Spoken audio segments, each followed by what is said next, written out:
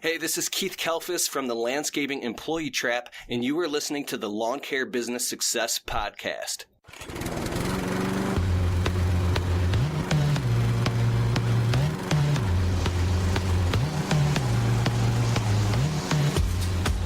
You're listening to the Lawn Care Business Success Podcast, the weekly show sharing proven methods and systems in marketing, equipment, and customer service, educational and motivational, to help make your lawn care business an overwhelming success. Now here's your host, Julio Tomei. Welcome, Lawn Care Nation, to another episode of the Lawn Care Business Success Podcast. I'm your host, Julio Tomei, and this is episode number 105, entitled Interview with Keith Kalfas from the Landscaping Employee Trap. Well, hello, everybody, and thanks again for joining me this week on another episode of the Lawn Care Business Success Podcast. I really appreciate you guys tuning in and downloading the episodes each and every week. And as always, I also appreciate, as I say each and every week, the comments and reviews on iTunes that have been coming in. Like I say, I really appreciate the effort that you, the listeners, put into leaving those reviews. It is the single most important thing you can do for the podcast, adds that social proof, and lets others know that there really is value in these episodes. So like I say, I really do appreciate you guys taking the time to do that. So if you'd like to leave a review, you can head on over to lawncarebusinesssuccess.com/reviews. And there's a link there that you can follow to leave your review on iTunes. Now, in this week's episode, I'm super excited to have this podcast guest interview with Keith Kalfas. I've literally been, in communication with Keith over the past few months, I think since before Christmas, trying to figure out a time and day or month even where our schedules would work. Keith is super busy. He's got, I'm sure if you guys follow his Landscaping Employee Trap, you can see all of the fantastic opportunities that he has been blessed with as a direct result of all of the hard work he's been putting in to the Landscaping Employee Trap over the past 3 or so years. So in this episode, Keith leaves it all on the line. He drops nuggets and nuggets of gold throughout the episode, but he also drops, and this is a bit of a disclaimer, he also drops a bunch of F-bombs as well. And it's all just part of his passion coming through in his answers. So I would have thought to have maybe edited them out, but I decided to leave them in just because it's part of, like I say, the passion coming through in his answers. So I'm going to play the podcast announcements as per usual, and then we'll get into the interview episode in its entirety right after this. So stay tuned. Hey guys, if you have any questions or comments about the show, I'd love to hear from you. You can head on over to lawncarebusinesssuccess.com/contact. And while you're there, why not join my mailing list and get access to a free PDF document of a landscape maintenance contract you can feel free to copy and use in your own business. For you Instagram users out there, be sure to follow me at Lawn Care Business Success. And if you haven't checked out my videos yet, well, what are you waiting for? Be sure to subscribe to the Lawn Care Business Success YouTube channel. Now, I know you guys love listening to audio while you work as much as I do, so I've partnered up with Audible to offer you guys a free 30-day trial and 1 free audiobook of your choice. There's no long-term commitments, and you can cancel anytime. And get this, even if you cancel during the trial period, you get to keep your free audiobook. It's a great way to try the service and see if Audible is right for you. So why not give it a try? Head on over to lawncarebusinesssuccess.com/audible. Now back to the show. So I'd like to welcome Keith Kalfas to the show. Hey Keith, how's it going? What's going on, buddy? Not much. So glad that you could come on to the Lawn Care Business Success Podcast. You are a super busy guy and a hard guy to get a hold of. I've been literally trying to get a hold of you for the past few months, but I follow along your Landscaping Employee Trap YouTube channel, and I can see all the crazy stuff happening and going on in your life. So totally cool to follow along. So thanks again for coming on to the podcast. I appreciate it. Thank you. So maybe let's just dive into the questions here and maybe tell us a bit about yourself and your business. Sure. Keith Kalfas. I am, well, first of all, one with creation, one with God. And the biggest mistake that I make and we all make is believing that we are separate from that source of unlimited abundance. I know that sounds crazy, but that separation happens kind of when we're born and we develop an ego. But a little bit about myself, aside from being that, I'm just a dude who wants to be the best person I could possibly be for others and for myself, and to fulfill that highest purpose before I die or go on into the next life. And then my business, I've been landscaping, doing lawn care my whole life by what I call a default reality. I just started doing it when I was a kid, and it's something I fell into. Of course, I would rather be white collar with a button-up shirt, making $500,000 a year, doing something completely different, But I learned that, I'm not special, and neither is anybody else listening. So you can definitely make $500,000 a year landscaping or in anything else that you do if you treat it at the highest level of professionalism. And, I'm not there yet, but in any angle you look at it, you can count your blessings. So I think that's who I am.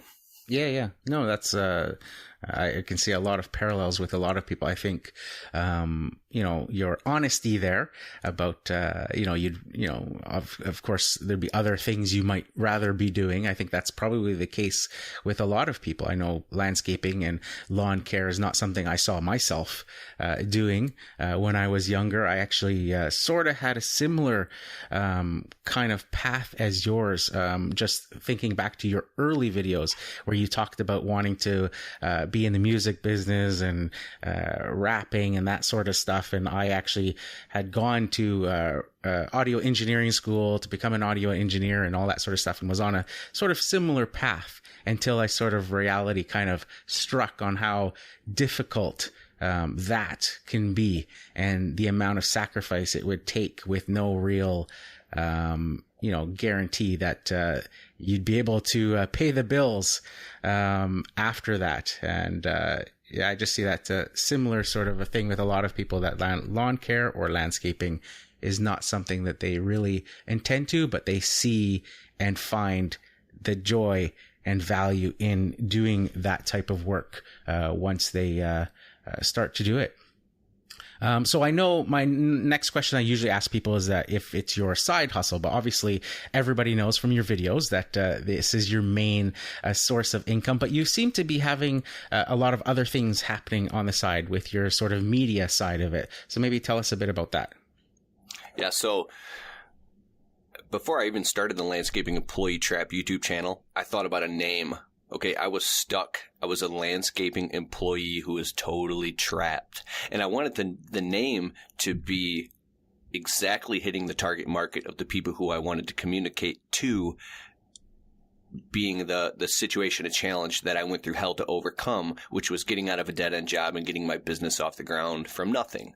Mm-hmm. So if I named it that and I talked about those specific things, then I would attract naturally those people. I had no idea I would attract a larger audience. So going back, I probably would have named it the Landscaping Trap, and I might change it to that, and then call my podcast the Untrapped Podcast, and just follow that whole type of theme. But in the inception of it, and the reason I think it grew the way that it did is because I planned it all out beforehand. I got a lot of consultation and advice, and I was spending my hard-earned dollars on internet marketing courses, learning how to build a customer avatar, how to communicate, and learning that you could dominate an entire niche and create niches that never even existed before, because we're still in the wild west of the internet. So I kind of hashed all those details out, and then I just went for it, Mm-hmm. So what was it that initially made you want to even put yourself out there and to share and to, do that? Because especially early on, the few years that your YouTube channel is like 3 years old now. So it was very early on, maybe Geek to Freak was out there and stuff like that. And it was kind of like, why would you want to do videos of landscaping and showing you what was the motivation there? The motivation was fear of my own impending death. Okay. I was shortly before that, going back to 2010, 2011, I had, lost everything and kind of had this nervous breakdown, and I found a life coach and went through ego transformation. And during that time, see, it's even hard to talk about it now, I'm mostly over it. Mm-hmm. I convinced myself that I was going to die at a young age, and there was no way I wasn't going to. And I was really kind of a hypochondriac back then. I had a friend close to me who had cancer, and a lot of people dying and overdosing on drugs and alcohol, including my own mother. And I couldn't really separate life from death, and I thought I was going to die. I really actually did. And I don't want to go all Joe Rogan on you right now, but but that's really what it leads to. I just kind of had an out of body experience that made me say, "Oh my God!" I laid down on the ground and I really felt that I connected with what you would call God.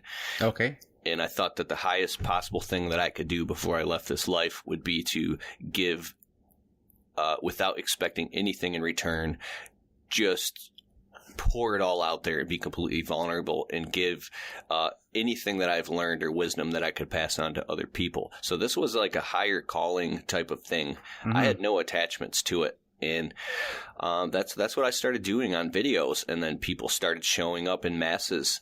And I also I've invested and I've had literally hundreds or even thousands of hours in training on how to articulate this message. Okay.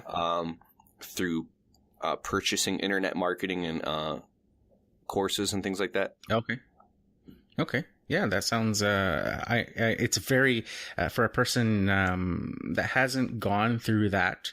I'm sure it's probably kind of difficult for some people to kind of understand. I'm still trying to figure out my own sort of journey. I know everyone around me, my wife included, is like, why are you doing this? Why are you going and recording podcasts and doing this? It's been 2 years, you just keep doing it. They don't see they don't understand why. And sometimes myself, I don't understand why I keep doing it, but there's something telling me to keep doing it. Yes. And that I can't stop and I can't quit. And I don't know what that is, but I just have this feeling that you just can't stop. Because you're literally bending and creating space-time fabric. You're literally creating a quantum shift. Your podcast will go on to prevent suicides. Your podcast will help people start businesses that will literally change entire family trees. Your podcast will literally right now changing the fucking planet. Okay. The people on this planet will ascend higher because of what you're putting forward in this very podcast. This is how high the highest level of evolution is contribution. Is to give. So I see that very clearly when a butterfly flaps its wings off the coast of Hawaii. It changes the winds in Japan. So this is spiritual, and that's what I believe. Yeah, no, I totally like I say that's how I feel, because like I say, I can't explain what keeps telling me to keep doing it, but week after week for 2 years, I just keep doing it, even when in the beginning, I'm sure your story is the same. When nobody was listening, when nobody was downloading, and it was like, keep doing it, keep doing it, keep doing it. And now, things have gained momentum and things are happening, and it's just like, keep doing it. But the people around me still don't understand it. So I see a lot of that, sort of spiritual similarities there as well. So you said that you started doing lawn care or landscaping when you were a kid. So that sort of got you or planted maybe that seed in you for something you can do. But I want to go to your early stories. One of, I'm sure a lot of people are familiar with, but some may not be. And that's when you were so desperate to have some sort of income that you were selling window cleaning jobs. And you sold, was it 40 or something in a 24-hour period or something like that? No, that was 42 accounts in 48 hours. 42 accounts. So maybe talk about that sort of time in your life and what drove you to do that, and the sort of mindset of not taking no for an answer that you talked about in those videos. Yeah, well, first of all, I don't know why I would have to prove that claim, but, because nobody has any proof that I could be just making it up. Yeah. I believe that if you're letting a situation happen in your life, like Anthony Robbins says, you get whatever you tolerate. Okay. Mm-hmm. So if somebody keeps repeatedly taking advantage of you, or you're letting somebody walk on you, or you're not standing up for yourself, people ask me questions all the time, and I'm going to get exactly to your answer, but I have to set up the premise before I get to the conclusion, which is, my advice is, let them keep walking on you. Let them keep walking on you and wiping their ass with you. If you got a situation with your father or your business, or people treat you like a child, or maybe your wife chews your head off, or maybe you don't get what you want out of your business, let it keep happening until it drives you to a point of insanity where you finally get so sick and tired and fed up that you start standing up for yourself. Because for some people, that's what it takes. You literally have to be cornered until you start attacking back. And maybe you attack back first angrily. Maybe anger is better than apathy and doing nothing. And maybe you will start to transcend higher up, the scale of calibration to the point where now you are a full-fledged, you could say, man or self-realized being who can, do all that stuff. But until you have all the pieces of the puzzle together to allow you to, just snap your fingers and get the results you want, you have to go out there in chaos. What is normal to experience people will feel like chaos to you. You have to go out there and throw mud at the wall to see what sticks. Mm-hmm. If you've been ignoring certain things in your life, or maybe you didn't see the importance of, what it is to be a fully responsible or accountable human being, the day comes that levee breaks on you. The straw that broke the camel's back. Now you're in a big mess, and then you got this shit all over you, and you have to deal with it. So that's where I was at. Okay. I lost my landscape supervisor job. I was trying to make it in music, and just kind of had my head up my ass. So I started a landscape business in the middle of July. I was running around selling jobs, making more than I was at my lawn care job. Yep. And I quit. Winter came, no unemployment, no money. I was going to school, a truck driver training. I got a CDL. I can actually drive semi trucks and school buses and limousines. Okay. Yeah. And I got a job driving across the country. And my wife broke down crying. She's like, "You are not going across the country in a semi truck." I was filling out job applications in the middle of the winter at 28 or 29 years old. Trying to wait table. I would do anything. I would scrub your toilets to to pay the bills. And there was just no jobs at that time. Everything was really slow. And I was always the guy who was looking on the internet how to make money online, small business opportunities, multi-level marketing. I always wanted to figure out how to start my own business, but never had the money to do so. So I went into CVS drugstore, and I bought a small business opportunity magazine, and I saw stuff about window cleaning and barbecue grill cleaning and all that stuff. And the only thing that I could possibly find was small business startups under $100. Okay. So I had grabbed a scrubber and a squeegee and started cleaning windows back when I was like 17 years old. Yet I didn't have enough emergency or pending doom in my life to force me to go do it. So yeah. I put the squeegee down, and I just threw it in the garbage or something, right? Yeah. But this time we had an eviction notice. I've told this story several times, but I went out and I started knocking on storefronts and plazas. I had no idea people in residential homes would ever even pay to have their windows cleaned. That didn't even make any sense to me. Yeah.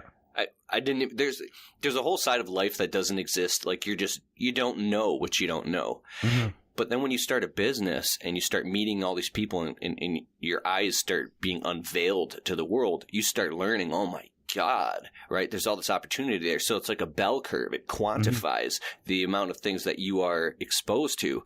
That's what happened to me. So I'm knocking on all these doors. I'm introducing myself. Everybody's saying no. They won't let me clean the windows. And then I go out another day. Nothing. Another day, I made like $16. When somebody actually said, yeah, you can clean my windows, I couldn't believe it. So I cleaned somebody's whole storefront for like $8 or $10. So now we had 6 days to leave our apartment or we had to move out. We were getting evicted. I woke up at 7 o'clock in the morning. It was freezing outside. There was snow falling. There was ice everywhere. But it was, I think I bought windshield washer solvent and a bottle of alcohol, and I put it in my solution. And now I was absolutely desperate. I was in a piece of shit truck with 250,000 miles on it and rust all over it. I mean, I was barely paying my car insurance. I had recently gotten sued from something, and I was paying that off. So I was up Schitt's Creek without a paddle, and I was terrified. I mean, man, just thinking back on that, when guys are going through stuff like that right now and they email me and Facebook me, dude, I'm like, dude, I know exactly where you're at. You are in the dark night of the soul. That's when I snapped, bro. I fucking snapped. I went into my, sorry for cussing. I've really eliminated a lot of my cussing because I know it's not professional to just do it all the time as a filler word. Yeah. You should only do it if you really want to emphasize, I guess. But I went and I dug up, I have a lot of books. I've always read a lot of books. Frank Bettger has a book called How I Raised Myself from Failure to Success in Selling. And I went out nuts. I like literally nuts. I didn't care. I didn't care that I was hungry or thirsty. I didn't care about my feelings. I didn't care about anything. All I knew is that I was falling off the edge, and it was the end. So that's when I snapped and I started banging on, doors, walking in. Is the owner here? He's in the back. My name is Keith with Kalfas Window Cleaning. I have a local window cleaning business. We're expanding in this area. Your windows are dirty. They need to be clean. I got the solution. No thanks. We already have a window cleaner that cleans the windows. I'm like, well, where is he? Because your windows are dirty. Well, he actually kind of stopped showing up. How much did he charge? He actually did all for 15. I'll do it for $12 right now. No, dude. Dude, your windows are $12. And if they absolutely said no, I'm like, okay, I'll be back in this area tomorrow or in 2 weeks or whatever. And I would keep bugging these people until they caved in. And my level of certainty was so high. I said in my book, The Window Cleaning Blueprint, I'm not trying to plug my book or anything, but I said I was the desperate, needy guy who wanted to clean your windows. I was the insecure weirdo guy who would tell people weird things that had nothing to do with business to try to manipulate people to feel bad for me to clean the windows. Repulsive. Like, I was a weirdo, man. I was the guy who was so super overconfident, smooth guy who wanted to clean your windows. I was the professional tucked in shirt, clipboard guy. I was whatever guy who could get the fucking money to pay my bills to clean your windows. The Chinese people at the little Chinese carryout places. Oh, no, we don't want the windows clean. I'd start cleaning their windows for free and they'd come out freaking out on me. Oh, it looks okay, you clean them all, $10. You're like, dude, I don't care. I'm going to clean your windows until the cops come because I got fucking bills to pay, okay? So I came home with $170 in my pocket. Bam! I went out again. Bam! Business cards, stacks of business cards. I came home. I wrote a number 1, a number 2, and a number 3, and a number 4. How hot that lead was, how cold it was. Calling them off the hook, going back in, over and over and over, and pounding on these doors. If it was a place that was a corporate place and I couldn't get to the corporate, I said, you got petty cash in the cash register? I know you got petty cash. The windows are dirty. You're the manager. And I literally started just cold selling the shit out of people. And I was coming home with $150 to $170 a day. Then I started locking down whole plazas. There were other window cleaners that I took business from. I was undercutting. Some of them weren't showing up. And I knew, and I felt bad about what I was doing, but I was starving to death. And I get so sick and tired when I come on these forums and I hear people talking shit about the way this guy is. Dude, any monkey can pick up a scrubber and a squeegee and go clean windows. It takes a professional to run a legitimate window cleaning business. And I don't claim to know everything about the business. I'm still learning too. But I'm talking specifically to the guy who was in those shoes. When you're suffering and you're just praying to God, reaching out, just putting your hand up and you're under quicksand, praying somebody will grab your hand and help you, I want to be that guy to make a video and say that. And that's why I get the response I do on my videos, because I'm reaching through the fog. I'm reaching into hell, and I'm literally grabbing these guys by the hands whose wife want to divorce them. Their children, there's no diapers for their kids, and these guys want to put a fucking gun in their mouth, and they don't have anybody to turn to. I'm not saying that I can fill the shoes of I'm not trying to preach to you or anything, but I'm not trying to fill the shoes of God or anything like that.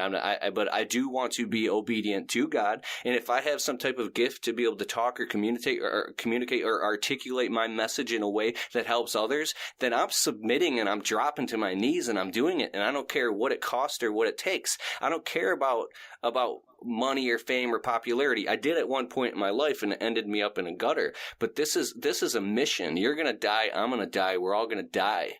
Mm-hmm. So I know I'm going off on a tangent here, but that's no, it's totally cool. This is real talk, bro. Yeah, no, it's totally cool. I always tell people and try to remind people that I always think about my life as being an hourglass, and that the minute I was born, that hourglass was turned over, and that sand is pouring down to the bottom, and everybody walking around that you see has an hourglass over their head. You just don't know how much sand is in that hourglass. And everybody's got a different amount of sand left, and everybody's hourglass is a different size. Some, you see poor kids that are born and maybe live till they're 2 years old and die of cancer. And you see people that live till they're 100. Everybody's got that hourglass. You just don't know how much sand is left. And if you did know how much sand is left, what would you do different? Yes. And that's the thing. People don't think about it like that. And they just go on day by day in a conscious or unconscious sort of almost zombie-like, going through the motions and not doing what they were put here on this earth to do. Absolutely. And it's just mind-blowing when you start to think about it. And that's what I love about your videos and what first attracted me to your videos. And like I said, before we started recording, that the theme I see with your videos is the mindset, is getting through that. Because even when you have videos that you may not even know you're portraying that in every video, but that's sort of the underlying thing, that it's all your mind. And I love how you become vulnerable in your videos and you show that other side, that side of self-doubt, even though, everybody looks at Keith and goes, Keith's got it all together. Keith's the man. Keith's this, Keith's that. And then you'll show a video where you're freaking out and you're playing these games with your mind. And your mind is, even though you've got all this success and all this stuff around you and everybody's starting to knock on your door and, you're a hard guy to track down because of all these opportunities and stuff, you're still at times showing glimmers of what everybody's just starting out is going through, and how that it continues no matter how successful you become. There's always that. You look at guys like Robin Williams, super successful, super happy guy, lived his life making other people happy, yet he was struggling inside. And yet, rich guy, didn't need any, more money, was making bank on the movies he did and all that stuff, but everybody's got a struggle. And I love that you show that you're still have that side of you. So I want to, first of all, thank you for that, because it's very hard to find on, YouTube, having guys that are that, vulnerable and to show that side of it. So I want to ask you, how does Keith Kalfas define success? Success is defined, to me, the first thing that comes to mind is the amount that you can give to others without expecting anything in return, and still maintain your own sense of equilibrium, happiness, peace, balance, and connection on all the different levels of truth, from, faith, family, health, wealth, fitness, and spiritually, socially, economically, physically. It would be to figure out how to find some type of balance. Success is consistently moving forward, Mm-hmm. Yeah, no, that's, I love asking that question, because I get a different answer from everybody I interview. And I called my, podcast, the Lawn Care Business Success Podcast, and it's not what people think. The initial impression from people is that, I'm going to teach them or talk about how to make a ton of money and stuff, and it has nothing to do with that. everybody's definition of success is different. I'm the first one to tell you that I don't make a ton of cash in my business, but it's because I sacrifice certain aspects of working more hours or more clients, and I put my kids first in my particular situation. And everybody is different. What you want out of your journey, everybody has a different what they need out of it. So yeah, it's a great, I love asking that question, because like the answer you have completely different from everybody else's. So I love that you were able to provide that. So I want to interject one thing real quick. Growing up in my 20s, trying to figure out, I got these nuts in between my legs, and how come I don't have a set of balls yet? Like things like that. I'm trying to talk very metaphorically, but at the same time, I guess when you kind of grow up without a strong father image and all those things, it's very common. You grow up and you don't have a real strong compass of the direction of, how to hear no from somebody and tell them no with no residue. I would always look up and aspire to, say, a guy in his 30s who already had a business, and I would see him with his wife and his kids, maybe just walking in the mall, and his back was straight and he had good posture, and you could see that he was protective over his family, and his children looked up to him, and you could see wow, I aspire to have my act together like that one day. I'm just looking at it from the outside and creating a story in my head based on what I feel I lack. But like today, I'm now in my mid 30s, and I notice a lot of the crap from even my late 20s and early 30s it is just dissolving and falling away, which is a lot of the victim crybaby story that I would tell myself during the day that, I don't even have to talk any farther about that, but I look up at like a Tom Reber from Motor Hard or a Joshua Latimer, these guys that I'm now friends with that are late 30s and peeking into their 40s. It's a good compass. It's a roadmap to find people like that you can kind of latch onto mentally. And they're not perfect, no human is perfect, but it's very powerful. And then I look at myself in my position. If some of these younger guys watch my YouTube channel and they're looking up to me, and then they see me freaking out or cussing, and I'm trying to monitor, what should I say or shouldn't I say? Just really realizing the level of responsibility, because we are all our brother's keepers. I just wanted to say that. Yeah, that sounds that's great. I wanted to tell you a bit of a story here. A few years ago, how I discovered the landscaping employee trap.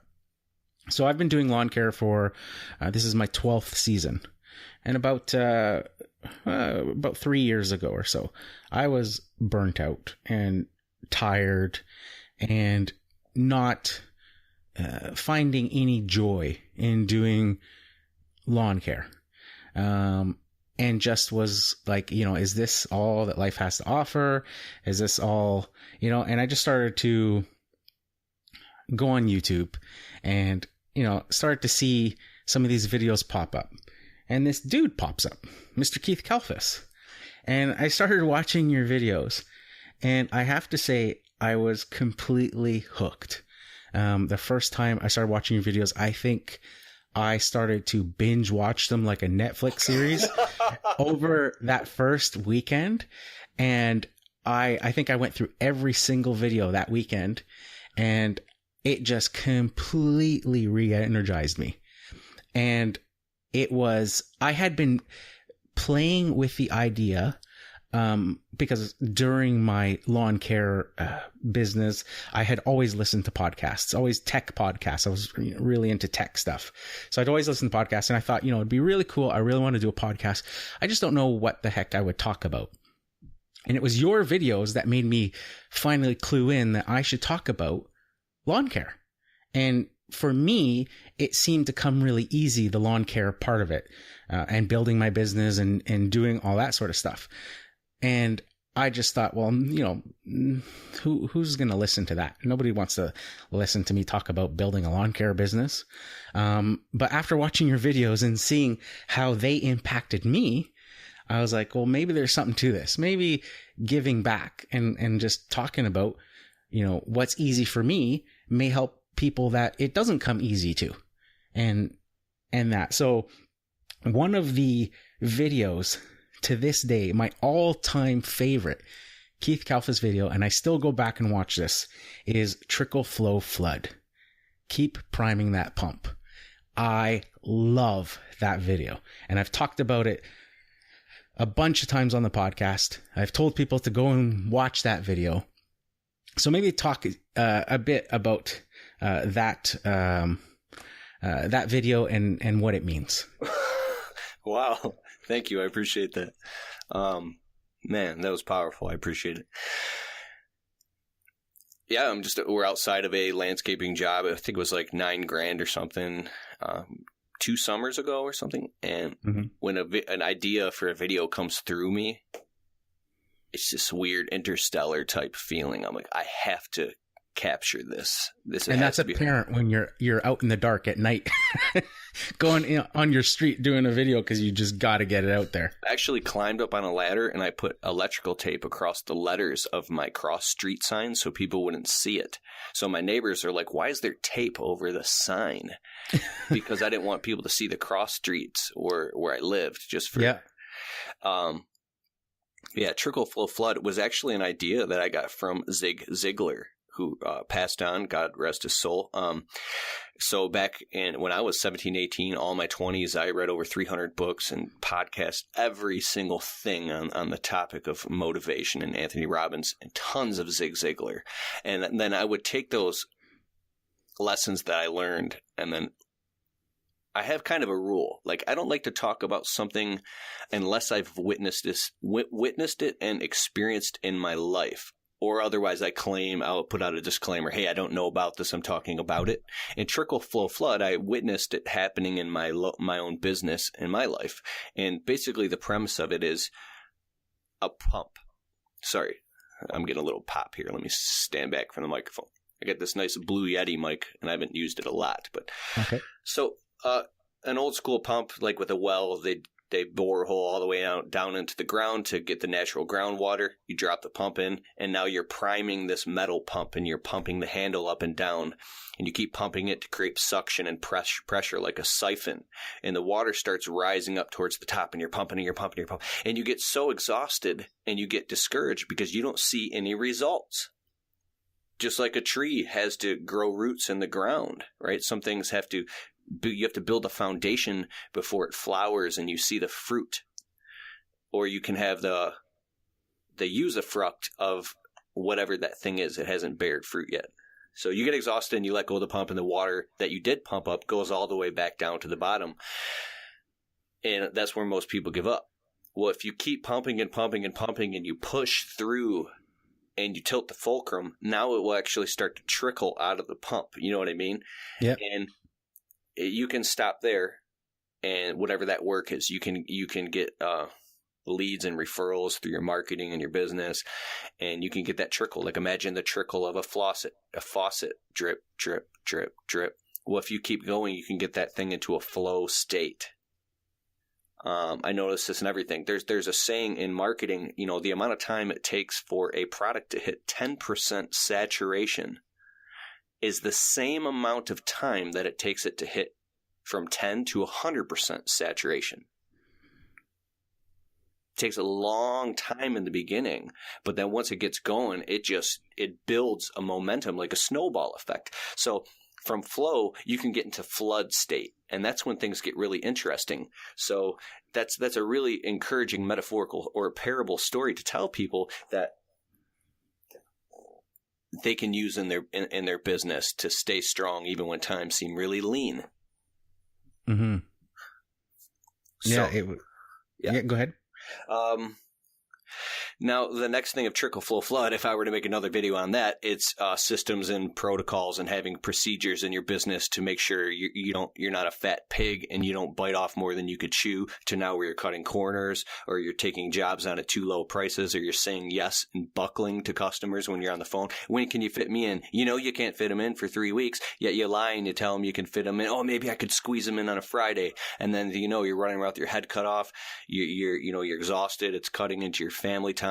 Maybe, and I believe that you have to do that a whole bunch of times and make those mistakes and run your marriage all the way into the ground to where your wife's screaming at you, threatening to divorce you. Maybe you've got your people that you love hating you. Maybe you've made mistakes and you've totally screwed up jobs and you've lost money,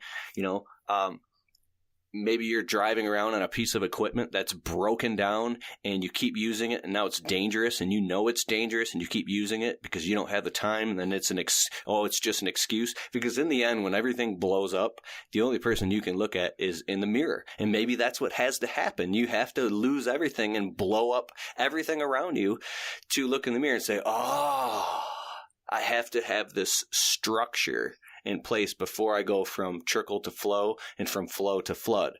Because you can flood, what you learn in this whole business is that you can turn on the flood with a little bit of marketing and advertising dollars. If you do what you say you're going to do when you say you're going to do it, and you have integrity in this business and you actually do good work and you know how to follow up with your communication with your customers and all that type of stuff, you can turn on the flood faucet at any time. Mm-hmm. But then there will be a problem where you're trying to mop up the mess and someone's like, you're mopping up a mess on the floor. Here's another metaphor. The faucet is on full blast next to you, over flooding the bathtub or whatever it is. And people are like, will you go over there and turn off the faucet? Are you kidding me? I'm too busy mopping up this mess. Because we get caught in this fear parallel where we're terrified to turn off the flood because that's our work. That's that's how we live. So now we're trying to mop up this mess because I believe in this chaos factor. It's like a Fibonacci sequence. The more you expand it is the more the chaos expands too. But you didn't even know that chaos existed until you expand it and actually realize it for yourself. So it's really, really interesting to see all this happen. And I believe the more you can learn how to put your foot down and have faith and say, no, this is the new price. Or I know I raised the price, I'm raising it again, and I know I raise it again, I'm raising it again. To call up that client that you got a good relationship with, yet they wipe their ass with you every time and you're losing money, or those repeated mistakes. It's the ability to start, to decide. In Latin means to cut. You cut away all other options. I was just on the phone with a client before this podcast, and I had raise the price on their projects. We manage a bunch of properties by a lot.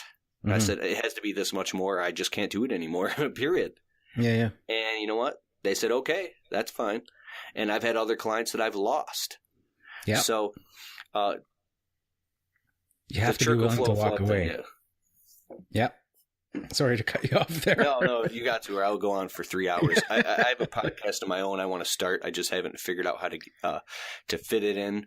Yeah. But if it does come into fruition, it'll probably be pretty interesting. So 6-hour episodes.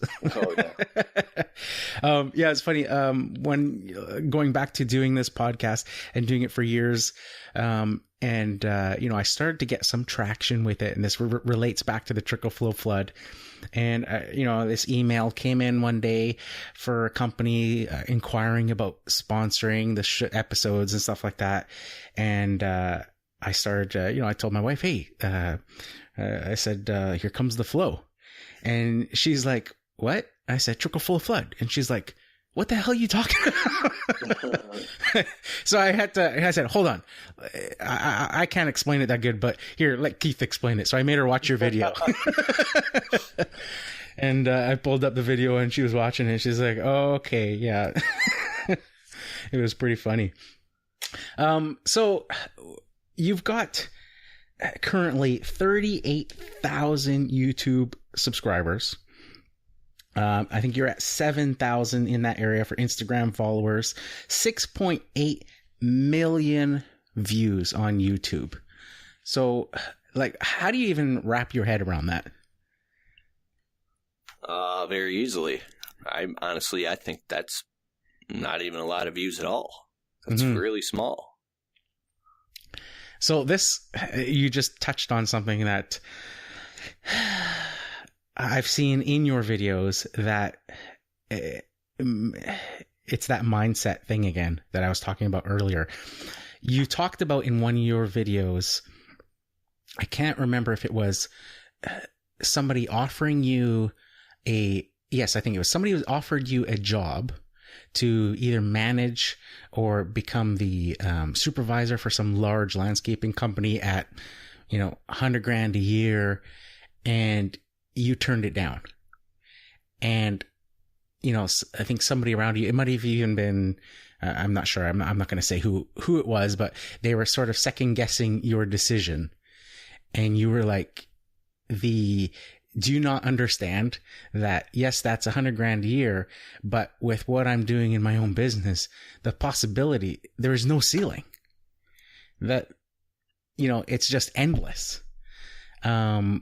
So maybe talk about that sort of entrepreneurial mindset, because it's hard for people to get into that. Everybody has limiting beliefs about, I can't charge this much. I can't do that. Nobody's ever going to hire me to do this.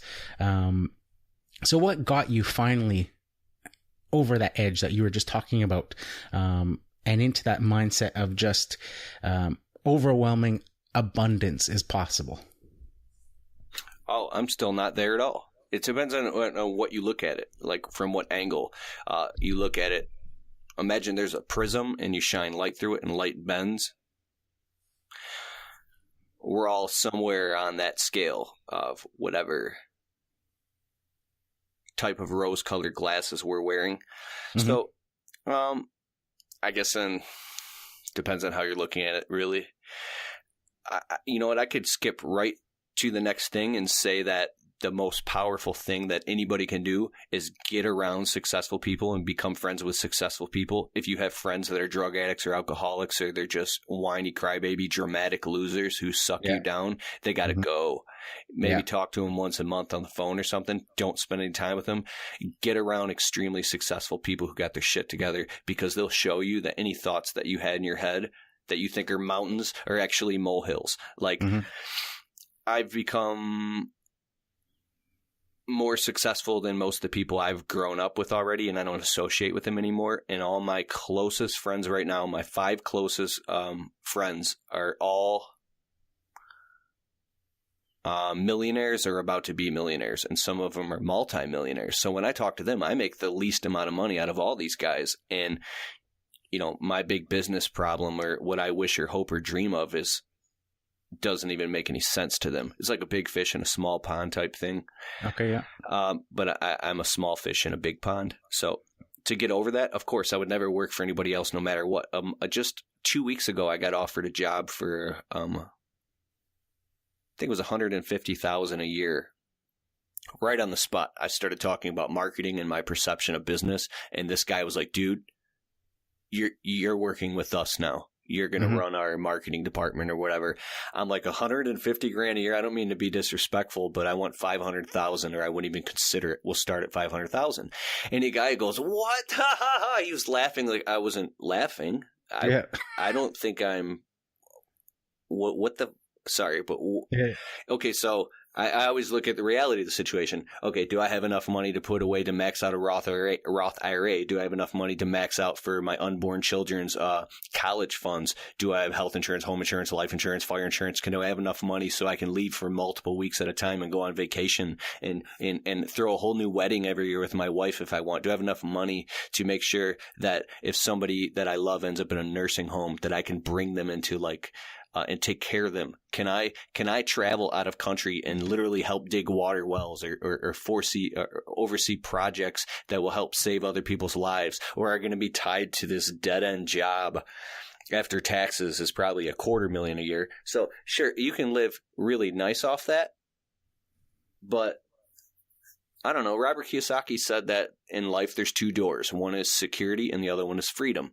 If you pick security, you actually lose both, because security is an illusion. So the thought, and I know everything is a smoke screen. It's all a trapdoor. The one guy who offered me $100,000 a year a few years ago, I know the guy who actually took the position that they wanted me to take.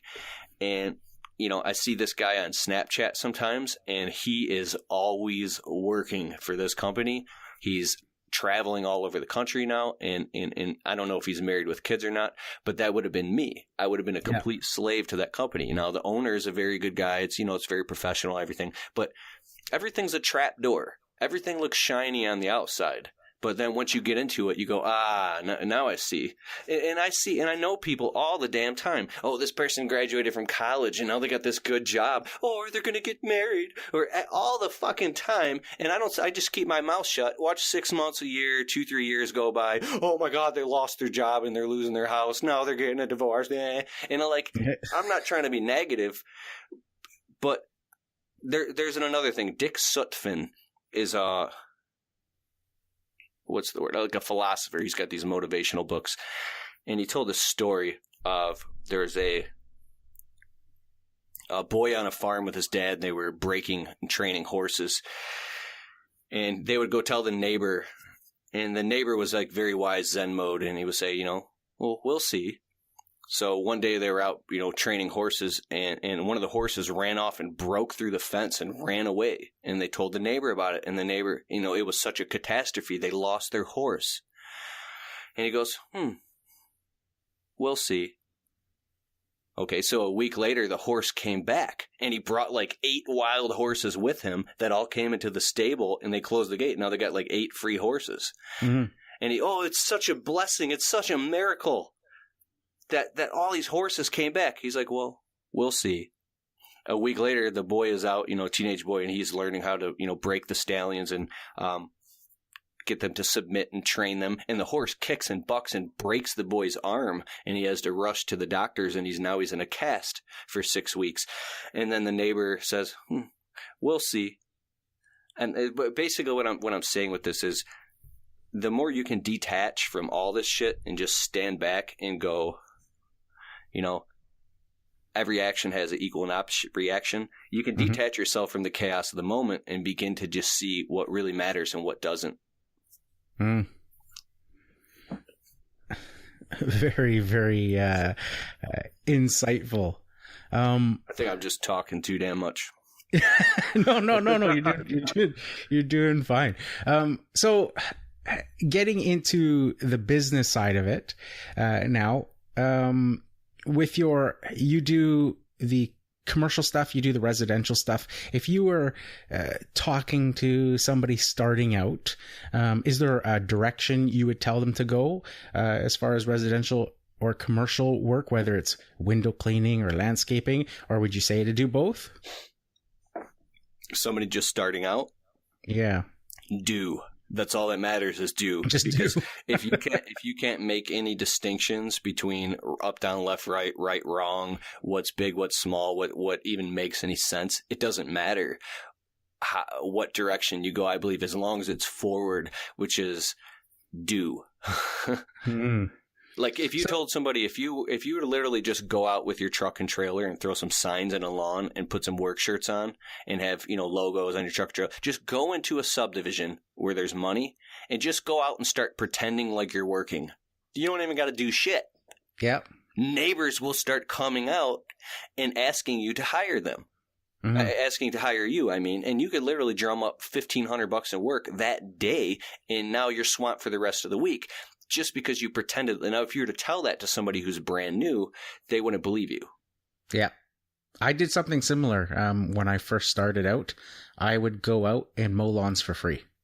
And people would be like, well, what the hell are you talking about? No. I would go and mow lawns for free. I would go to a neighborhood. I would park my truck and trailer because I had no clients. And I would knock on doors or see somebody outside. And I'd say, hey, I'm just new in the business, just, trying to get my name out there and stuff. How about I mow your lawn for free? And they'd be like, what? I said, no, there's no, strings attached or anything like that. Just mow your lawn one time. And if you need me in the future, here's my card. and it would just get me seen in those neighborhoods, and I'd be actually mowing those lawns, and doing them over and over. But same sort of premise, just going out there and doing a couple lawns here and there, and in neighborhoods that I thought would be lucrative in the future, just to be there working. And, obviously the people seeing me wouldn't know that I was doing it for free, but, it was basically almost kind of along the premise of fake it till you make it sort of thing, just to get myself out there and get to know. And it resulted in a lot of jobs from those people. A lot of times, the ones that I would be doing it for free, they would either call back maybe, a year later or a few months later, or, they'd say, we're going on vacation actually next month or whatever. Do you mind cutting the lawn while we're away and stuff? And, it would start to result in jobs. But the point is going out there, like you say, and just make it happen. Nothing's going to come to you. If you're sitting on the couch, you see a lot of these guys, and I reference, this is my sort of standard reference to people, is that you see a lot of guys complaining that there's no work, that, they can't get a job, that the economy sucks, that this and that, but they're sitting at home on the couch playing Xbox all day. And it's like, that's not going to get you anywhere. Get off the only one. Don't blame the government. Don't blame your neighbors. Don't blame the competition. The only one to blame is the one that you see when you look in the mirror. Get up there, get out there, and do it. And if you're in a lot of pain, don't talk about your pain. Don't complain about your pain, your mental pain, your emotional pain. Use your pain to drive you to get to that next level, regardless of how small or little that level is. I heard a motivational speaker as well once say, talking about that and saying, to use that pain to get you to that next level, and that your pain will become a part of your prize at the end when you look back.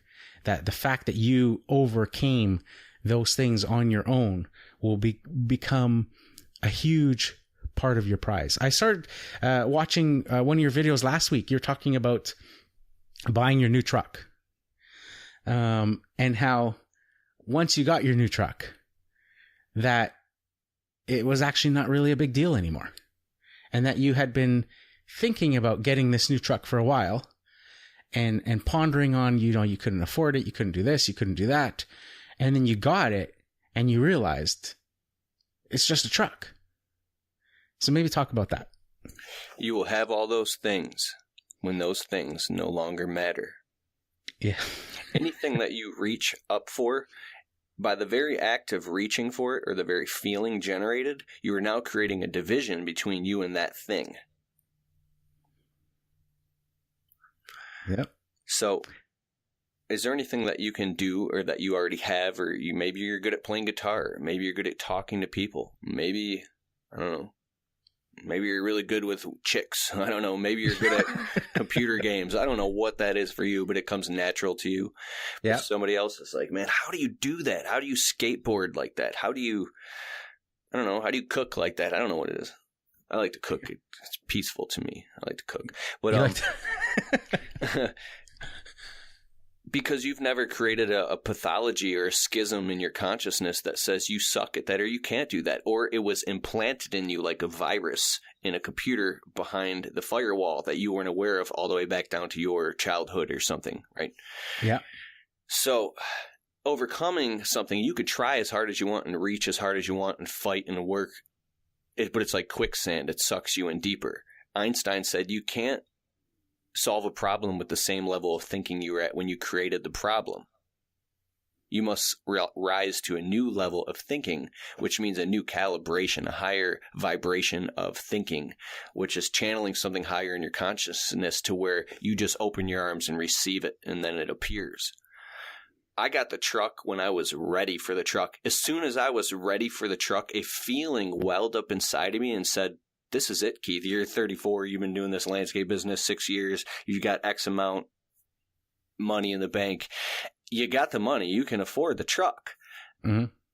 Now's the time, because you've paid your dues and You don't have anything to prove to anybody. You're not getting it as an egotistical thing, because I was afraid to show a truck in my YouTube videos. I didn't want anybody to see me having a new truck, because I didn't want – I loved the feeling that I was the guy driving the older Rust trucks because it was relatable, you know? Yeah. But – you know, from a whole different angle, you can look at it like, you know, oh, I'm a loser. I'm a piece of shit. I should already have 20 rental properties and 12 of those brand new trucks. I should already have $5 million in the bank. And what am I making this deal about a stupid truck? But depending on where you're looking at it from, it is a big deal, right? To somebody who's just getting started, because you can create this story in your head that, oh man, one day. Because when you're driving around in a piece of shit 1992 truck with 300,000 miles on it, and you're in anxiety every moment that the tire's wobbling on the freeway, you know, like you're like, I got to change the oil sooner, because what if the clutches and bands start smoking and blowing in the transmission? What if the water pumps? And there's constantly problems with the trucks. You can't think straight, and you're like, a new truck to you is so damn far away. What if you're not showing all the you know, you're not claiming all the income you're earning in your business, and you don't have a good accountant? What if you're not paying the right amount of taxes, right? What if you don't even show enough income or credit history to be able to even get approved for a truck? This shit is 4 or 5 years away before you're going to get your damn new truck. And people don't talk about this on YouTube, and I want to talk about it. So I want to say, the day that I finally got the truck, when I finally got it, I go, oh, you know, it is just a truck, but it was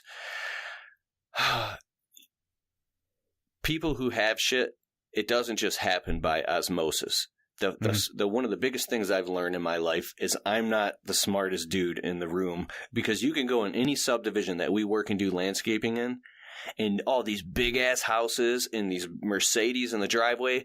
Pardon my French, but there are some smart fucking people on this planet. These are people who have gone to school for 15 years.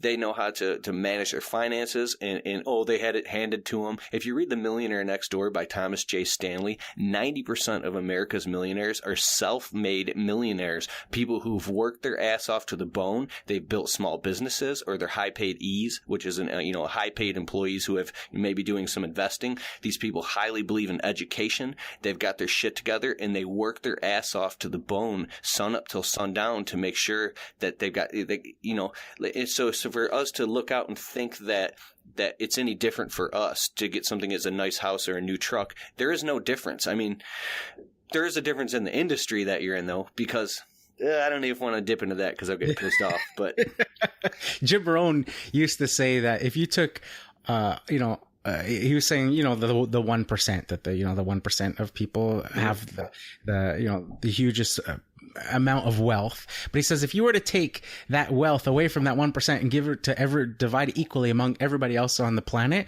it would quickly end up in the hands of that 1% again. Because they know how to manage it. They know how to get out there and do what they do. And the rest of people don't know how to do that. And that, it just ends up in those people with that mindset that know what to do with it. Yes. And I think I'm a little too hard on myself sometimes. I don't mean to be vindictive here, and I'll keep, the profile of any person confidential. I'm not a shit talker. If you actually get to know me or talk to me on the phone, I keep my mouth shut. And I have this personality where people tell me everything, and you're not going to hear a peep out of me. If you heard it, it wasn't from me, because I take stuff to the grave. But there is somebody who worked for me one time, and they were just being a sissy about the job that we were on. They were, obviously they're not making the amount of money that I was making off the job. And I do make sure if anybody works for me, if it's a big job, I'll pay them extra, throw them a little cash at the end of the day, and, buy them lunch and things like that, or I'll order sandwiches to the job site. But when they wanted to repeatedly cut corners and they were pissing me off so bad, somebody who works for me, I'm a stickler about quality. Like if I have to break my integrity with my customer and lower quality, I'm pissed. I care so much about the quality. But this feeling came through me for the first time ever, and I knew I was right. And it wasn't from ego. It was the truth. I thought to myself, this is exactly why I have a nice condo and a brand new truck and money in the bank and a whole studio in the basement. And this is exactly why. I feel even weird saying that right now, but I got to say it from the heart. This is why you're fucking broke and you work for me, is because you're slothful and lazy and you don't know how to a comfort. Do you know the word comfort pig? Yeah. Have you ever heard of that? Mm-hmm. If you allow your comfort issues and your feelings to constantly get in the way, then you're not going to be able to be successful. It's not going to happen. It's the ability to control that shit. I'm reading an amazing book right now by Mel Robbins. She was on the Lewis Howes podcast. She's a blonde lady from CNN, and it's called The 5-Second Rule. This book is amazing. And she talks about, she made this distinction in the book. I was listening to it this morning on the way to a quote. She goes, you are not your feelings. Like, once you begin to realize that, she said, you will never become successful. This is a multimillionaire saying this, until you learn how to separate yourself from your feelings. And just because you feel a certain way, or you're having a victim mindset, or you can't get yourself to sit down and do that thing, you're never going to be successful, period. There's no way around that. You have to create a separation and choose the outcomes that you want and say, okay, what's the logical outcome that I want to have in this situation, this project, my business, my marriage, it could be anything. Okay. Well, marriage isn't always logical. but okay, so A, B, C, D, E, F, G has to happen. There's no other way around that. No matter how you feel about that, these things have to happen. And if the numbers don't lie, so these things have to happen. There's no way around it. You can bitch about it and whine and complain. You have to make this to see it through, and it's going to take this long. It's those stark realities are so brutal for people, including myself at times, that it's just daunting. How like a guy like Lawn Care Millionaire or something, like I met this guy in person a couple times, and I shake this dude's hand. To me, he's like, I love him, but he's like an alien in his consciousness to be able to be so intelligent, to have this huge company running on autopilot, yet also have service autopilot and serve all these other service-based businesses. His level of understanding and consciousness, and he's so calm and he's such a nice guy, but I bet you he's that type of dude that he's nice, but you could just tell, don't fucking cross him. You can feel that. And I say, how do I get to that level where I know that, where people just know to respect me? That when you speak, it's like the faith of a mustard seed. You speak and a mountain just crumbles in front of you and it just parts. You know what I mean? Yeah. So I'm like talking like, I'm sorry, man. No, it's totally great. So going on, like you're every time you're talking about something, you're bringing up a million questions in different areas, right? So I'm just having a hard time keeping track of what I've asked you and where I'm going, because it's awesome. Here, I'll just make the rest of this show. You ask me a question, I'll be like 22. You let me ask another question. Yes. That's funny. So like I say, I don't even know where to go from here, because I've got like different directions that'll take us into completely different areas. So like one of the questions I wanted to ask, okay, I'm gonna just ask these two questions together. So the first one was, what are your future plans and goals for your business? But then you were talking about your speaking and all that stuff. And that takes me to the whole thinking about how you're doing public speaking. And I've seen, your videos and that starting. So I wanted to get into that part of it as well. So maybe quickly, what are your future goals for your landscaping window cleaning business? Okay. And then we'll get into the public speaking part of it. A lot of these landscapers are doing window cleaning now. Yep. And I don't know what percentage of that is from me, but it's crazy to me, because when I saw it, I was like, that makes perfect sense. I felt weird about sometimes what other people thought, but to me, that just made sense. I'm like, dude, I just think it's a genius business model to clean windows. It's just brilliant as far as, barrier to entry. Yeah. But, and how many lawn care or landscaping businesses now know what a water-fed bowl is because of your videos? Yeah. So where do I see my business in the next few years, or where do I want it to go? Have you ever seen the Freddy Krueger movies, Nightmare on Elm Street, back in the day? If you're older, you've seen them. If you're younger, you haven't seen them. There's this part where he's on the school bus and he's the driver now. And he's like, ha, ha, ha, ha. And I think he like drives the whole school bus off a cliff or something. I really feel like I'm like Freddy Krueger. Driving the bus. So I have this love-hate relationship with my business where, I love the customers and the clients. I really love the satisfaction when we finish a project and I make like, I don't know, some jobs I'll make, $2,500, $3,000 off one project. It takes us a few days and I go, that's why I'm in business. Obviously you have to bleed to do that. But when it just comes to the type of labor that our industry attracts, because it doesn't take any special certifications. It doesn't take, college degree. It's very blue collar. The amount of frustrations, like I go to make YouTube videos sometimes and I'll just put the camera down. I'm like, I can't even make these videos anymore. I can't even make them. And I just start freaking out because the challenges that I've come up against, I know that I'm not alone. And I don't want to just go on YouTube and start being negative and saying some of the things that I've seen, because there's still a percentage of that that's stuck in my own head and my own immaturities or my own stories that I'm telling myself. Because if guys like Lawn Care Millionaire, if these other big companies can do it, then why can't I? So I weigh it out. I actually weigh all this out, and I spent a lot of time contemplating this. How much of my life and sacrifice and how far do I have to go to really, really get this business to a point where I am only just selling jobs and collecting money and I have all the right people in place? Is there really enough profit margin in this business? Why do I feel all this anxiety about my business all the time? Why do I always feel this financial squeeze when my insurance company raises the prices, or I'm sitting down with my accountant and I got to dish out thousands of taxes every quarter? Oh, it's because all the other landscaping companies around me are feeling the same exact thing, because we're all competing against each other and we all need to raise our prices at the same time.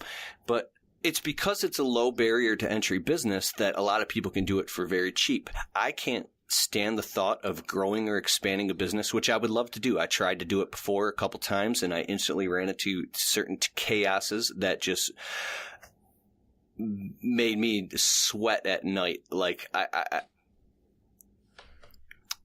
okay, so unless I have, first thing is your consciousness and understanding what you're doing. Second is pricing. Pricing is everything. If you're not pricing these jobs as high enough, like say a customer wants some shrubs trimmed on a property and it's $400.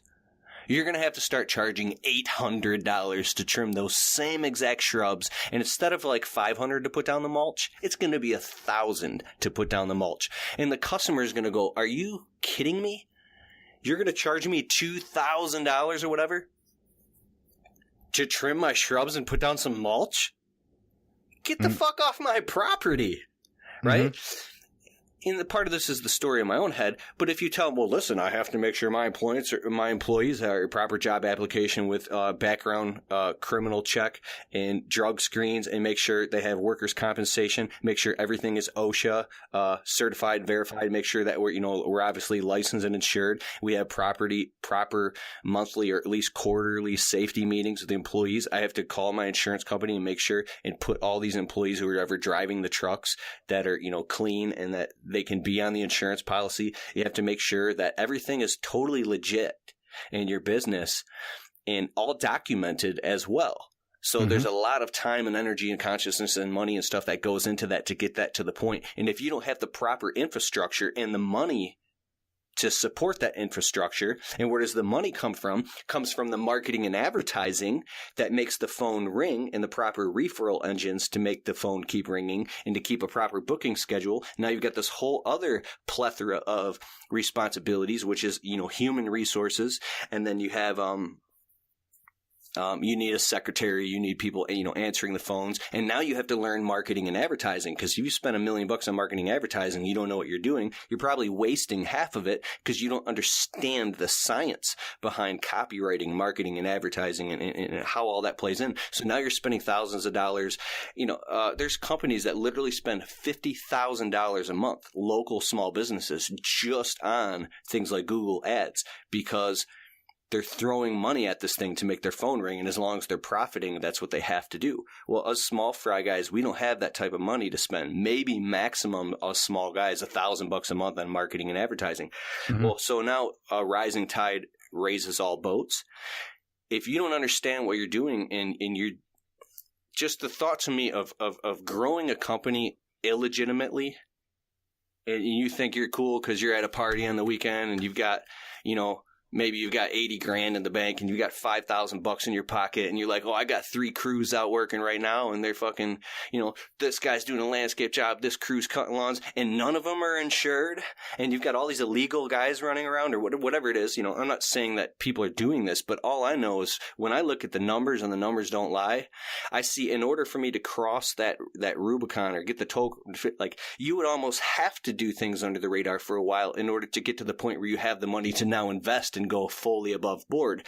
Because if you go fully above board right away, you're not going to have any money. You're going to have to raise all your prices beforehand and work for like 3-4 years and save up a huge account and then run across that bridge and build it as you're going to make sure you do this. Like when I look at the amount of energy that it takes to build full legitimacy and expand a business in this industry compared to what's going on with all the competition, especially it being seasonal and then having to get into snow and stuff like that, I'm like, dude, it's not fucking worth it. By the time I get there, I'm going to be literally have skin cancer with like full gray head of hair, wrinkles all over my face. I'll probably have been divorced, and I'll be and then I look at dudes that have been in this business 25 years that got a few crews and, they do $500,000 a year in work. And I mean, they're still out there just killing themselves dealing with the same shit. Sure, you can make a good living. I mean, you can have a house. You can have a house up north, money in the bank, jet skis, snowmobiles. You can be able to take vacations. You can make really good money in this industry, especially if you learn how first and get the proper education, start out small and get into big landscape projects where you're doing like water features, waterfalls and koi fish ponds and doing huge, landscape stone projects and patios and hiring and recruiting the talent and training to do that. I know I'm talking a lot, but I'm just trying to get this whole encompassing big picture. You're never going to make the money in this business that you think or hope or wish you're going to make until you literally sink your teeth in and start progressively moving forward into that direction. And for me, what I see just with my own life's calling, I'm speaking for myself now, that's so time consuming to do that. Now I run my uncle's been in business 25 years. Pretty successful guy. He says, stay small, stay around. I intentionally keep my business small and profitable. I work my balls off. Every second you see that I'm not on a YouTube video, every second I'm constantly on the phone with customers and doing landscape jobs and selling, collecting money, doing invoicing and QuickBooks and payroll and on the phone with my accountant, like running, like it's a duck is real calm and then its feet are moving a million miles. But I see that in the future, my calling is moving into public speaking and authoring and writing books and communicating to people and then moving into the more that side of things. So I'm facing some major challenges right now personally and spiritually is what I have to cut out. Now Mondays is strictly, I just sell jobs on Mondays and do stuff like this and do the internet business, now I call it. And now I'm going to move it to Tuesdays. I'm only out in the field 5 days a week. It's going to be 4, then 3, then 2. And I'll keep raising the prices to the point where I'm only out there working a couple days a week. And then the whole other half is doing stuff like this. Yeah. No, absolutely makes sense. I follow sort of the same path in my own business. A lot of the stuff you were talking about, raising prices, talking to clients that are just like, what, you want how much to do this or how much to do that? And then, you have to sit there and explain it to them and then they get it. And then they understand. I had one this past week saying, do you take cash?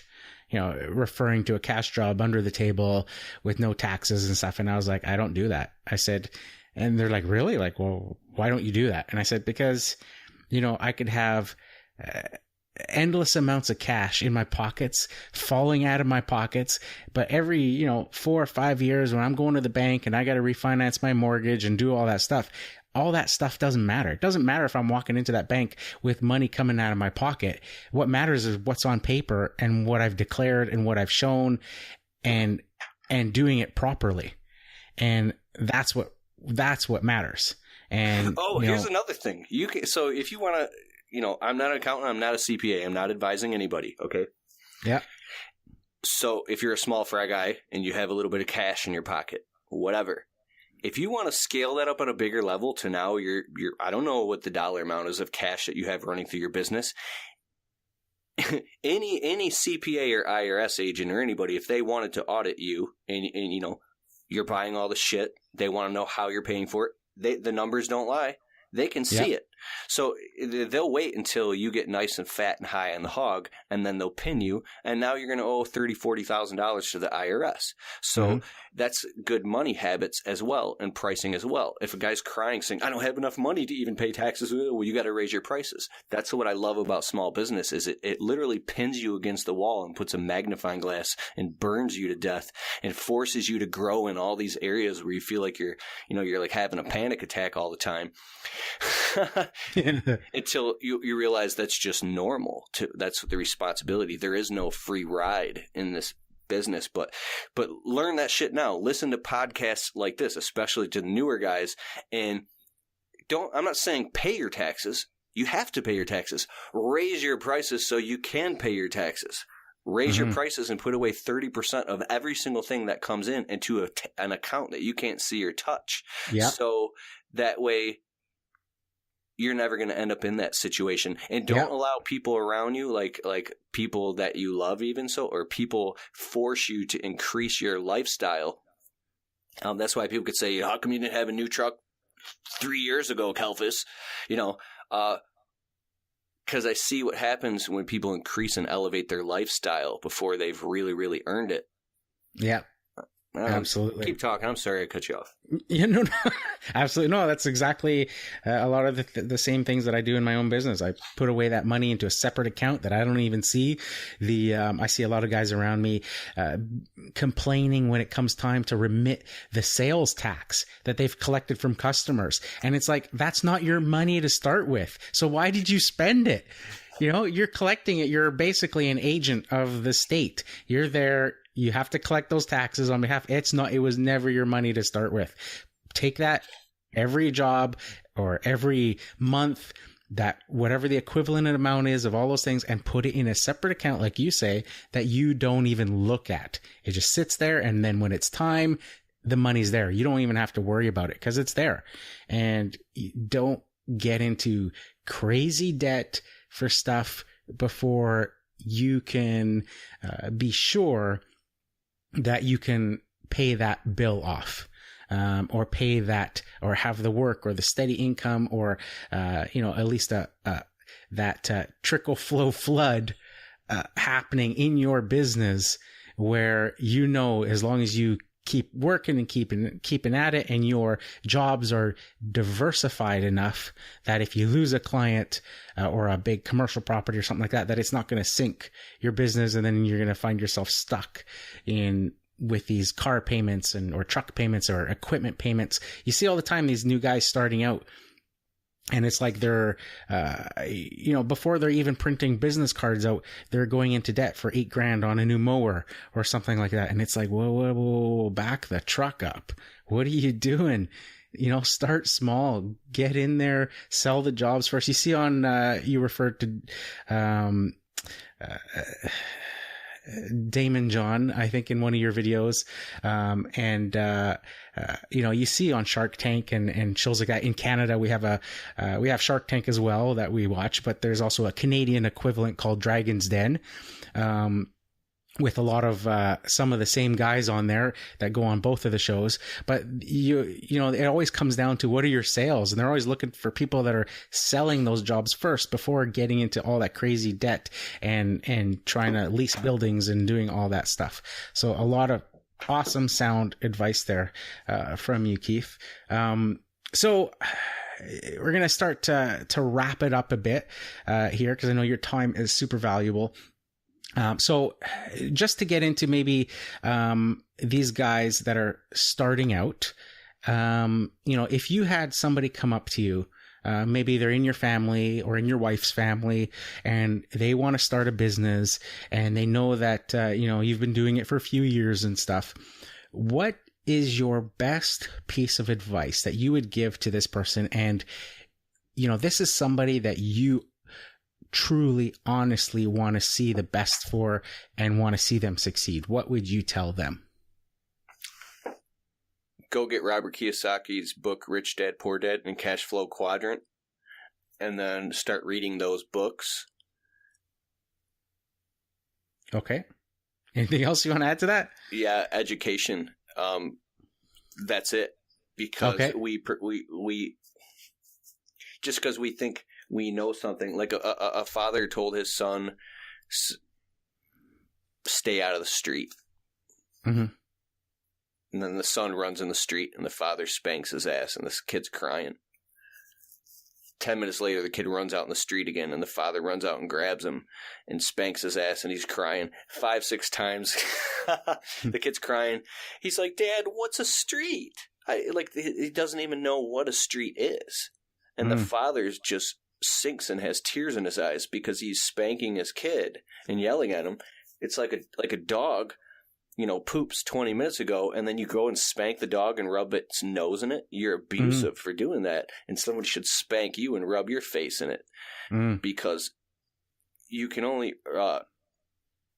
teach people things through reward systems. I may be wrong on that, but you know what I'm saying. What I'm saying is that when somebody comes to you and they're really excited and they want to start a business and you want to give them the best advice possible, from the paradigm that you're speaking, everything that you say to them could be absolutely horrible fucking advice. So it really takes empathically getting down and asking and feeling like the vibration of where they're actually at. And then pointing them in a direction that they can just go take a little nibble off of it and feel it. Otherwise, you could, be sending them into a wolf's den. So that's why I think his books, give them a book, give them The Parable of the Pipeline by Burke Hedges. Give them Cash Flow Quadrant by Robert Kiyosaki. Give them Rich Dad, Poor Dad. Give them The Richest Man in Babylon by Robert S. Klassen, I think it is. And let them sink their teeth in the stories of things like that. Take them to work with you and show them what happens. Take them under your wing. Have them maybe print a couple business cards and let them just look at it. Something like that. I don't know how old this person is or what it is or what level that they're at, but I really think it's all rooted in education and other people's mistakes. Mm-hmm. I've seen or heard Jim Rohn again once refer to, he can measure a man's wealth by the size of their library. And, that people do all sorts of things. There's people that have achieved financial freedom and wealth and have written books about it. And most people don't even read them. And they, there's these books out there that lay it all on the line, that exactly what they've done, how they've done it. And that brings me to your books. So you've got a couple of books that you've written available for people, and also a video course out as well? Or do you have more than one video course? A couple of them. Okay. So maybe talk about your books and your courses and where people can find those and how they can get those. Okay. My initial projects, my initial books, they're both published. They're on paperback. You can get them most anywhere in the world through Amazon.com. Go to www.keithkalfasbooks.com or go to Amazon and then type in my name. You'll be taken to my Amazon author page where you could buy my books in paperback. My 2 books out right now are, the first one is How to Start a Landscaping Business Right Now with No Startup Money. You can also get that in the audiobook as well by going to my website at www.keithkalfasbooks.com. And then my other book recently published is How to Make $500 a Day Cleaning Windows, the Window Cleaning Blueprint. That's on paperback and audiobook as well. My business course, it's called the Landscaping Business Success Course. It's mainly for new startups and lawn care guys who want to make more money for doing add-ons like getting into shrub trimming and mulch and decorative stone and tree trimming and things like that. I do have a lot of disclaimers in the course about you're trimming trees at your own risks, learning what to do and what not to do. Don't take in my advice as gold and, things like that, because tree trimming is an entirely different game. But, you can make $250 an hour trimming trees. Mm-hmm. This at keithkalfasbooks.com. It takes you to my main website where you can go and click and view the course. I'm going to be raising the price really soon here. I took it really down low to $7 a month. Okay. A no risk thing. You can get in for $7, absorb all the information in a month or two, and then jump out. It's $7 a month ongoing if you want the monthly training. So every month a new module is unlocked where you get like a 30-minute video with more advice from me and deeper topics and details. A lot of guys have gotten a lot of results from that course, and I've gotten a ton of positive feedback, and I'm still adding new stuff to it today. My new latest project that I've just finished, it's taken me a year and a half to finish, and I'm still building the front-end marketing for it. It's called the Window Cleaning Blueprint Video Course. Okay. This course is, if you're interested or you want to get into the window cleaning business, I promise you, of anything else I've ever heard of, this will be the best course that you've ever taken in your whole life on this topic. It is extremely in depth. It's over 25 hours of information on how to start and grow your own window cleaning business from scratch. There's an entire mini course inside of it. It's a mini marketing course about the 5 most important key fundamentals of running a small business, which are 1 through 5. You, your market, your marketing, your people, and your systems. Inside of this video course, you can take it all directly on your tablet, your computer, your desktop, your mobile device, directly on your phone. You can take it your own pace. And the courses lays out in bite-sized chunks. So every week for a month, a new module unlocks that gives you access to deeper levels of the course. So you don't feel overwhelmed when you take it at first. But aside from all that stuff, this course can absolutely change the life of the right person that gets their hands on it. And then inside of it is full ebook and PDF downloads, audiobook downloads of my book. So you can, and there's also MP3 downloads of everything inside of the course, including all of the interviews. Like I interviewed Joshua Latimer, founder of Automate, Grow, Sell, a guy who brought his window cleaning business to $180,000 a month and then automated it and sold it. I interviewed him for over an hour, and it's a life-changing interview. You can download all this to your phone on MP3 and actually listen to the entire course while you're working. So that's what's really, really cool about that. And I give a 100% money-back guarantee on anything that I sell. If you don't like my stuff within 30 days and you went through it, send me an email at landscapingtrap.info@gmail.com. Keith, it just wasn't for me. No questions asked. I don't argue at all. I say your refund will reflect in your account within 5 business days, and I send you a refund, and you get to keep the stuff. Now, with the window cleaning course, you will lose access to the inside membership of the course if anybody discontinues, because I don't want people downloading and pirating my stuff like that. But yeah, man, this is real stuff. And in the future, I'm writing a book. Pretty sure I'm going to name it Your Marketing ROI. This is where I will take this whole author and education thing into the mainstream for multiple businesses, and it will really, really tear the lid off of and go into the deep fundamentals of marketing, and especially internet marketing and the psychology of marketing, and that will have its own video course as well. Awesome. www.keithkalfasbooks.com. Awesome. I'll put that link in the show notes. And just a note there from something you mentioned there about Joshua Latimer. I was actually introduced to him, not in person or anything, but from you always talking about him. And I now regularly listen to his Automate, Grow, Sell podcast as well, and it's fantastic as well. So thanks for sharing all those resources, even when you may not think that you're doing it. It's pretty fantastic, the things, and you can sort of see, it sort of puts the proof in the pudding when you're always talking about, surrounding yourself with the right people and, all that sort of stuff. And you talk about guys like that. And then, like I say, on my own, I just researched him and found his podcast and started listening to it. And it's like, yep, this guy's knows what he's talking about. So yeah, Totally awesome. So I just want to thank you again for taking the time out and coming on to the Lawn Care Business Success podcast. I really appreciate it. Well, thank you, sir. I appreciate you too. Can I give one closing tip? Absolutely. When you go to sleep, put your cell phone out of your room. Put it in another room next to you, or put it in the bathroom, or put it far away where you cannot have it into bed next to you. Do not check your email. Do not check social media. And don't go browsing on the internet anytime before at least minimum 30 minutes, but up to an hour after you've woken up. When you wake up in the morning, don't go on your phone and start looking at social media and all that and lay in bed. Get the hell up out of bed, get ready for work, and take that little bit of extra time for you to think clearly.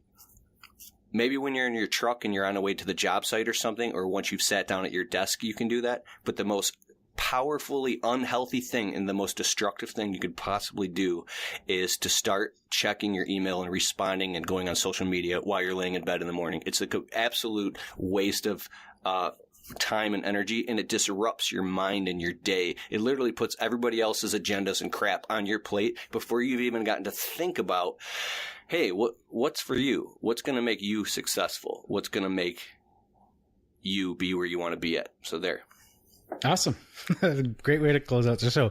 Thanks again very much there, Keith. I really appreciate you coming on. All right. Thank you. Bye. All right. Well, there you have it, Lawn Care Nation. Hopefully you guys enjoyed that information-packed interview episode with Keith Kalfas from the Landscaping Employee Trap. I'll put some links in the podcast show notes on where you can find his books and his video course directly to his website there.